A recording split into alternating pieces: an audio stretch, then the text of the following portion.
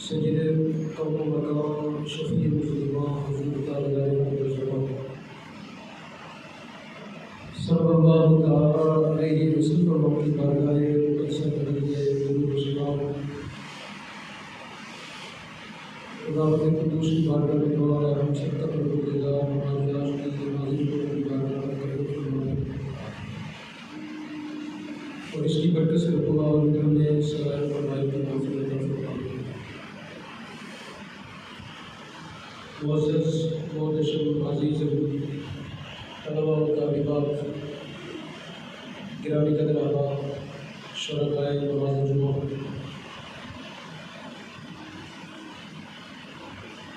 پچھلی جمعہ مبارک کو بھی چند باتیں آپ کی خدمت میں عرض کی تھی نسب کے حوالے سے۔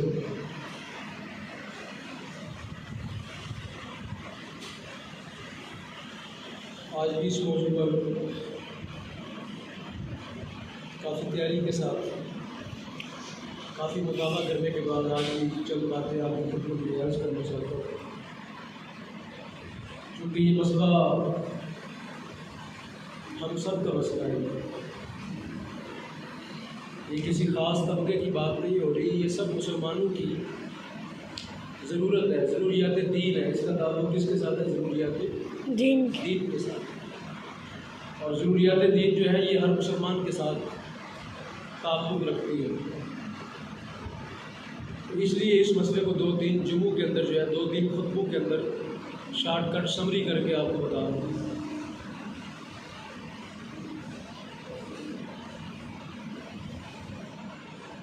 قرآن حکیم کی جو آیہ کریمہ میں نے پڑھی آپ کے سامنے 19واں پارہ میرے سامنے موجود ہے،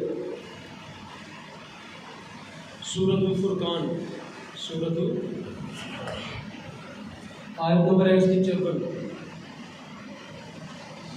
اس کے اندر رب العالمین نے اپنی شان بیان فرمائی،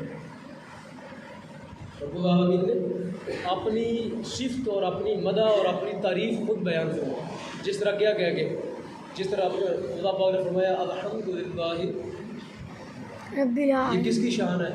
اللہ تعالیٰ۔ کس نے بیان کی ہے؟ اللہ تعالیٰ نے۔ خود رب نے اپنی شان کو کیا کیا ہے کہ تمام تعریفیں اللہ کے لیے، یہ رب نے ہی فرمایا اور رب نے اپنی شان کو خود بیان فرمایا، اور بندوں سے کہا تم بھی بیان کرو، بندوں سے کہا تم بھی یہ کہو۔ کیوں؟ اس لیے کہ رب العالمین ہے، وہ شان کے لائق اس لیے ہے کہ وہ کیا ہے؟ سارے جہانوں کا پالنے والا، سارے جہانوں کو ہر ضرورت کی شے دینے والا ہے، تو لہٰذا الحمدللہ تمام تعریفوں کا مالک بھی کیا ہے؟ یہ جو آیہ کریمہ ہے یہ بھی رب العالمین نے اپنی شان خود بیان فرمائی، اور شان بیان کرنے کے اندر جو چیز کا انتخاب کیا وہ کیا ہے؟ ادھر تو فرمایا نا الحمدللہ رب العالمین الرحمن الرحیم مالک یوم الدین، یعنی یہ رب کی تعریف ہے، اس لیے رب کی تعریف ہے کہ وہ رحمان اور رحیم ہے، وہ رب العالمین ہے۔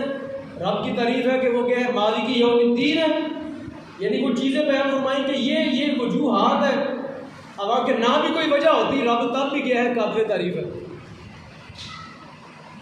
اللہ رب العالمین جو ہے وہ کسی غرض سے پاک ہے نا، اس کی کوئی غرض تو ہے ہی نہیں، غرض تو ہوتی ہے بندوں کی، وہ تو اس کی تو غرض ہی کوئی نہیں ہے، کیونکہ غرض جو ہے یہ ایک حادث چیز ہے، تو اللہ پاک کی ذات جو ہے وہ غرض و غائب سے کیا ہے؟ پاک ہے۔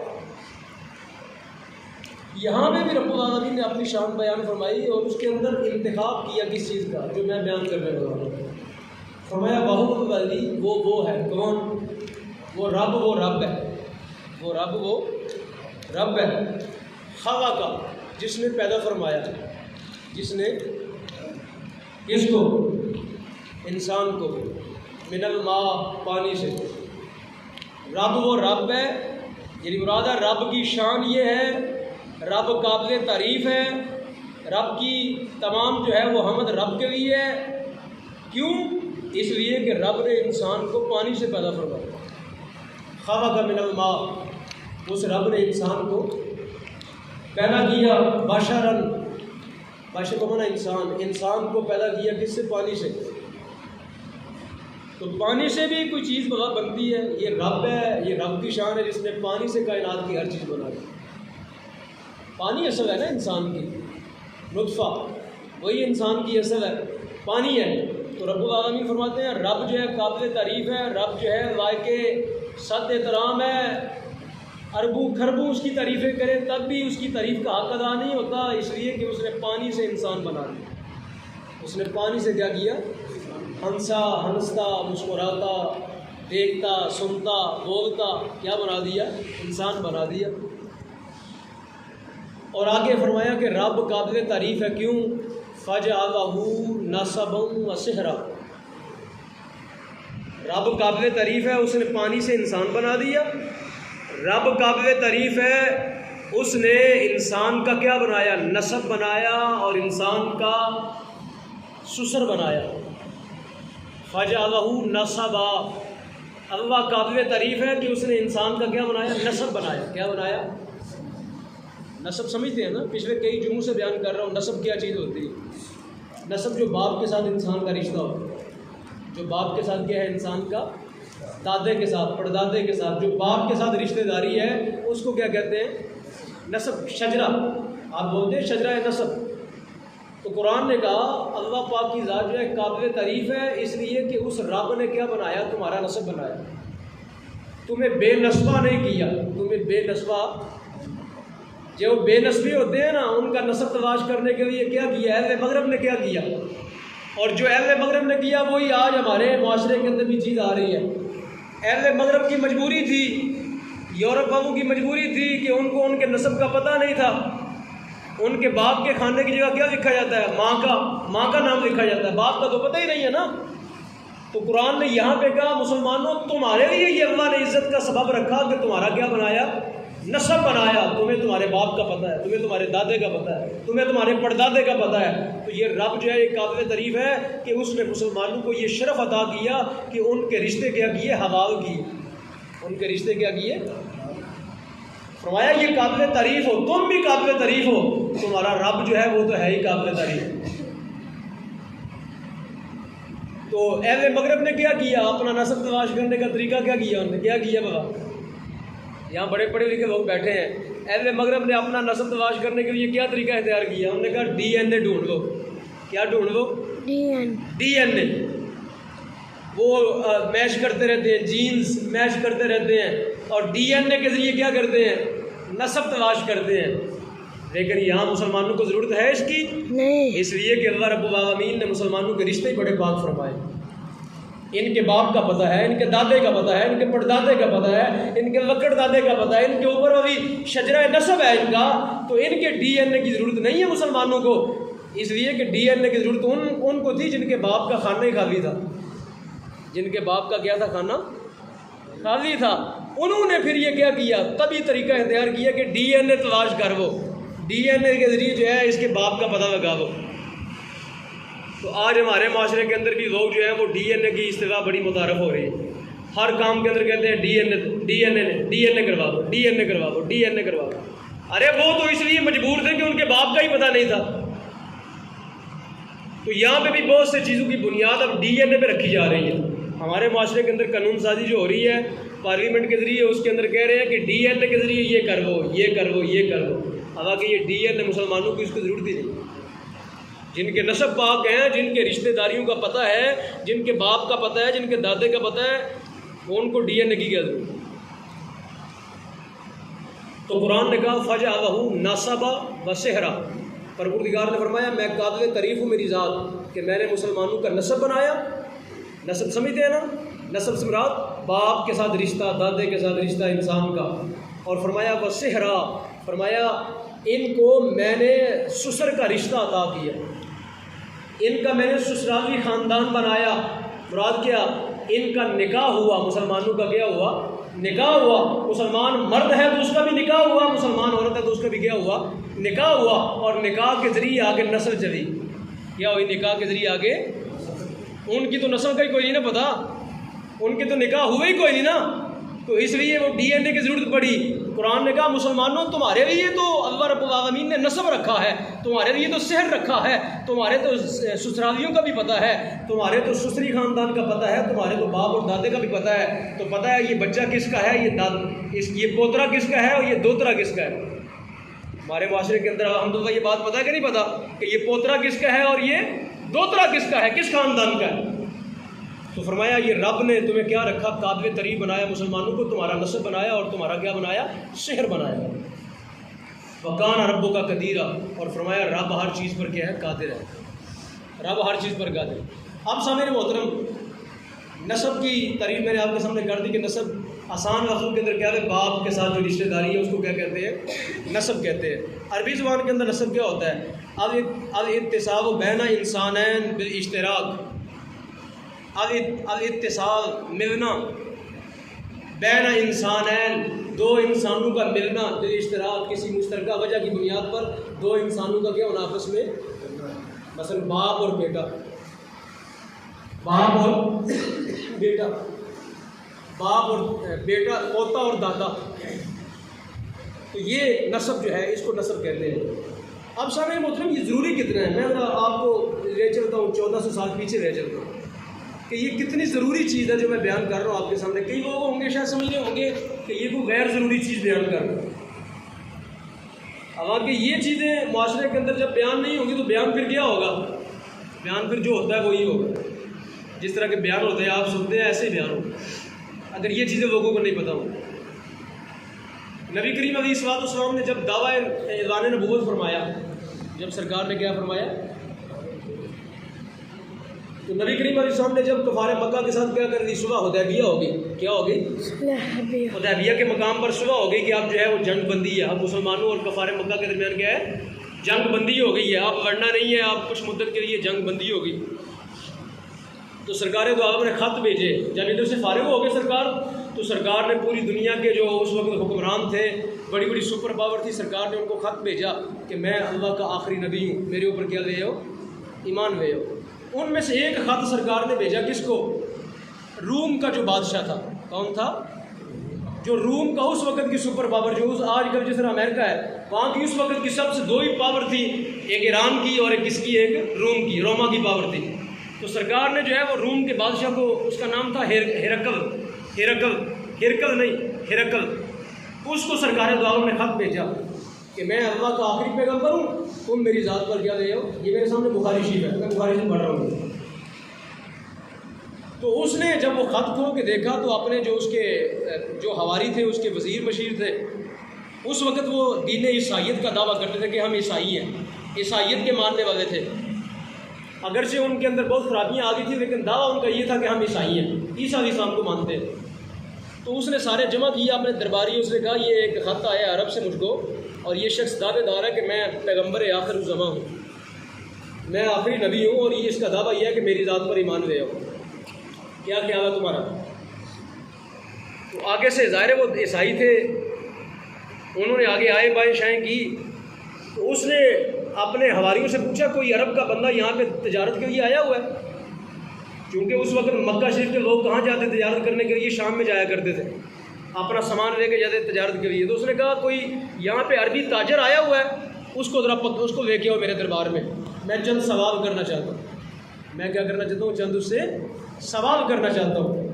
تو اس کے جو ہرکارے تھے, جو اس کے دربار کے لوگ تھے, وہ دوڑے, انہوں نے جا کے بازار کے اندر تلاش کیا تو ان کو مل گئے تاجر. اور تاجر بھی کون سا ملا, ابو سفیان, جو بعد میں مسلمان ہو گئے. تاجر بھی کون سا ملا, حضرت ابو سفیان, جو اس وقت مسلمان نہیں تھے اور حضور کے چچا, اور نہ صرف چچا تھے بلکہ حضور نبی کریم علیہ السلام کے اس وقت بڑے دشمنوں کے اندر تھے. اس وقت کیا تھے, بڑے دشمنوں کے اندر شمار ہوتا تھا, اور کئی جنگیں, جنگی عہد جو ہے وہ ان کی قیادت میں لڑی گئی. ادھر سرکار نبی کریم علیہ السلام قائد تھے, اور کفار مکہ کی قیادت کن کے پاس تھی, حضرت ابو سفیان کے پاس تھی. تو وہ وہاں پہ تجارت کی غرض کیے تھے, وہاں کافی ان کے ساتھ جو ہے وہ ساتھی تھے.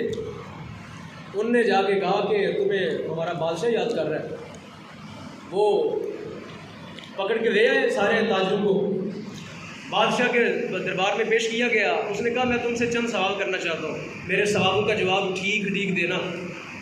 اگر اس نے درمیان میں ایک ترجمان کھڑا کیا جو بندہ عربی بھی جانتا تھا اور رومی بھی جانتا تھا، یہ بخاری شریف کی حدیث میرے سامنے، تو اس نے بادشاہ نے کھڑا کیا، اس نے کہا میں چند سوال کرنا چاہتا ہوں، جواب کے اندر ڈنڈی نہیں مارنی کوئی، سوال بھی صحیح ہونا چاہیے، سوال صحیح پوچھوں گا، جواب بھی صحیح ہونا چاہیے، اگر کوئی ڈنڈی ماری تو تمہیں اس کی سزا ملے گی۔ درمیان میں ترجمان کھڑا کر دیا اس نے چند سوال کیے، ان سوالوں میں سے میں سارے سوال شارٹ کٹ کر رہا ہوں، ساری بات نہیں کروں گا چونکہ وقت جو ہے وہ دامن تھوڑی ہوتی ہے گنجائش۔ تو اس نے جو سوال کیے، اس نے، میں 2-3 سوال عرض کرتا ہوں۔ اس نے ایک سوال یہ کیا کہ یہ جو شخص مکہ شریف کے اندر دعوے دار ہے نبوت کا، اعلان نبوت کر دیا، اس نے دعویٰ نبوت کر دیا، ان کے بارے میں سوال کروں گا، اور ساتھ ہی اس نے کہا یہ جو تیرے ساتھی ہیں نا جو تاجر ہیں تیرے ساتھ مکہ کے، اس نے کہا ان کو پیچھے کھڑے کر دو، اس کے ابو سفیان کو آگے کھڑا کرو اور تاجروں کو پیچھے کھڑا کر دو، تاکہ جب یہ جھوٹ بولے تو وہ پیچھے ہوئے سچ بولے، تو یہ ڈرے تاکہ سچ بولنے کے اندر جو ہے یہ کمی کوتاہی نہ کرے۔ اس نے پیچھے کھڑے کر دیا ایسے لائن بنا کے۔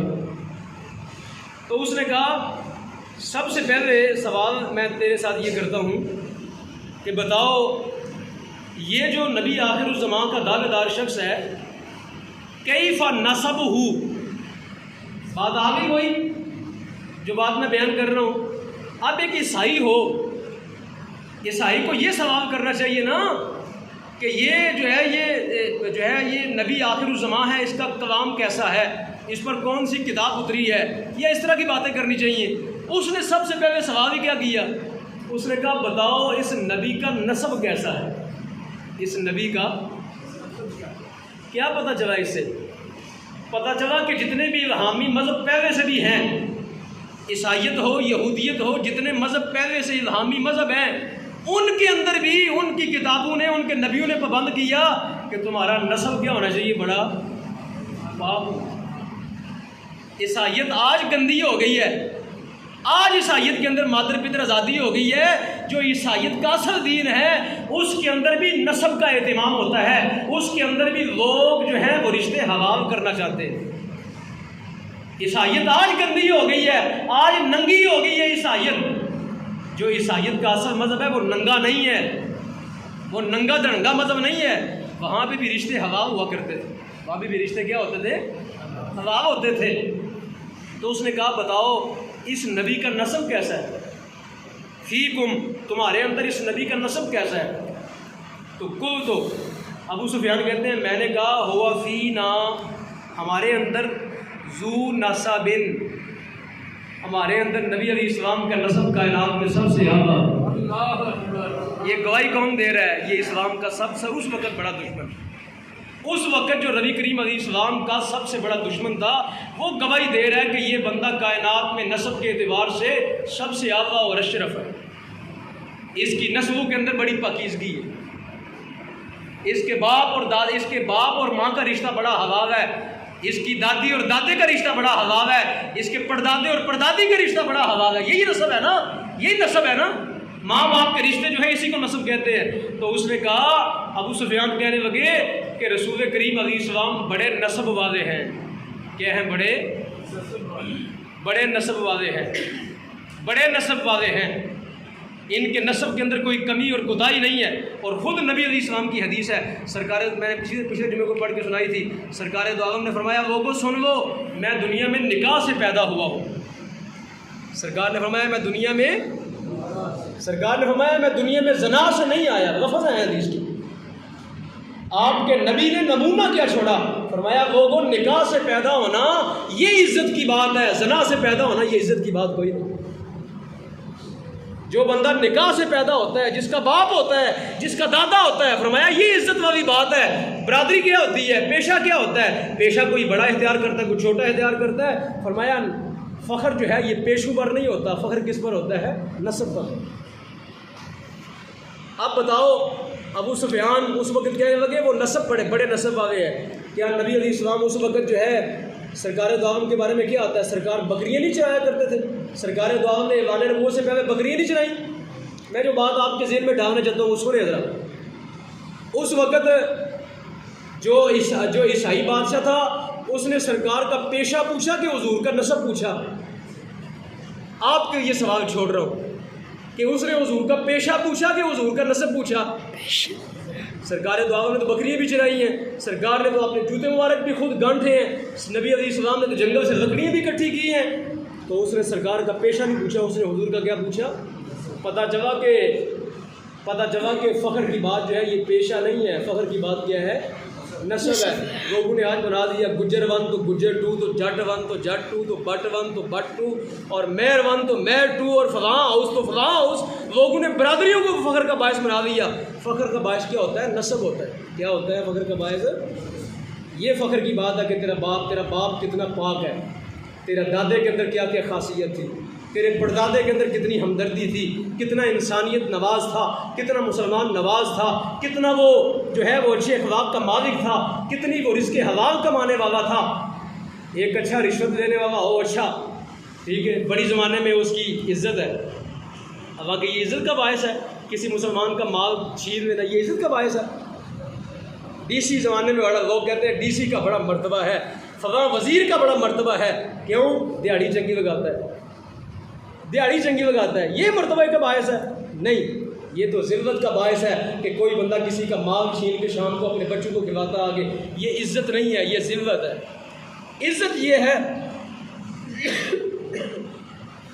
یہ ہے کہ میرا باپ ہو، مزدوری کر کے شام کو 1000 روپے کی اللہ کی روزی گھر میں لے کے آئے، یہ میرے لیے عزت کی بات ہے۔ سروس میں کام کرتا ہے، ہاتھ کاوے ہیں، کپڑے کاوے ہیں، منہ کاوا تو نہیں ہے نا؟ ہاتھ کاوے ہو جائے، کپڑے کاوے ہو جائے، پاؤں کاوے ہو جائے، کیا شرم کی بات ہے؟ منہ تو کاوا نہیں نہ ہونا چاہیے، دل تو کاوا نہیں ہونا چاہیے بندے کو۔ منہ کاوا ہو یہ ذلت کا باعث ہے، دل کاوا ہو یہ ذلت کی وجہ ہے، ہاتھ کاوے ہو جائے پھر کیا وجہ ہے؟ مزدوری کی ہے نا، کپڑے کاوے ہو گئے تو پھر کیا وجہ ہے؟ کوئی وجہ نہیں ہے۔ یہ فخر ہے میرے لیے کہ میں رزق حلال کماتا ہوں۔ تو سامعین محترم، جو بات سمجھانا چاہ رہا ہوں وہ سمجھ آ گئی کہ اس نے نبی علیہ السلام کا پیشہ نہیں پوچھا، اس نے کیا پوچھا؟ حضور کا نسب پوچھا۔ اور ابو سفیان جیسا اس وقت اسلام کا دشمن کہنے لگا، اس وقت جو دشمن اسلام تھے، بعد میں تو بڑے جلیل القدر صحابی بنے نا رضی اللہ تعالیٰ عنہ، تو انہوں نے کہا ذو نسبن، وہ اپنے خاندان میں اپنے علاقے کے اندر بڑے گئے ہیں، نسب والے ہیں۔ اور سرکار دو عالم نے خود فرمایا رب نے کائنات کے سب سے اعلیٰ گھرانے کے اندر مجھ کو پیدا فرمایا، اعلیٰ گھرانے کے اندر مجھ کو پیدا فرمایا۔ آگے اس نے اور بھی سوال کیے، ایک آدھ سوال سنا دیتا ہوں آپ کی جو ہے علم کے اضافے کے لیے۔ اس نے آگے ایک سوال کیا، کہنے لگا کہ بتاؤ ان کے پیروکار کون ہیں؟ یہ ایک سوال آپ کے لیے سنانے لگا۔ اس نے کہا بتاؤ ان کے پیروکار کون ہیں؟ امیر کے غریب؟ اس نے پوچھا بتاؤ ان کے پیروکار کون ہیں؟ ابو سفیان سے پوچھا، اس نے کہا جو مکے کے غریب لوگ ہیں نا وہ اس کے پیروکار ہیں۔ مکے کے جو غریب لوگ ہیں وہ کیا ہیں؟ ان کے پیروکار ہیں۔ اور پھر میرے مصطفیٰ نے خود فرمایا وہ کوئی اسلام غریب ہی ہے اور غریب ہی اس کا سہارا بنیں گے، جن کی آکڑی ٹوٹتی نہیں وہ اسلام کو کیا سہارا دیں گے، جن کی گردن کا سریہ ہی سے نہیں ہوتا۔ فرمایا یہ اسلام غریبوں میں آیا، غریبوں میں رہے گا۔ اور میرے مصطفیٰ نے دعا کی، فرمایا اللہم احیینی مسکینا وامیتنی مسکینا واحشرنی فی زمرۃ المساکین۔ فرمایا اللہ مجھ کو مسکینوں میں زندہ رکھنا، مجھ کو مسکینوں کے اندر موت دینا، اور فرمایا مجھ کو مسکینوں کے اندر میرا حشر کرنا۔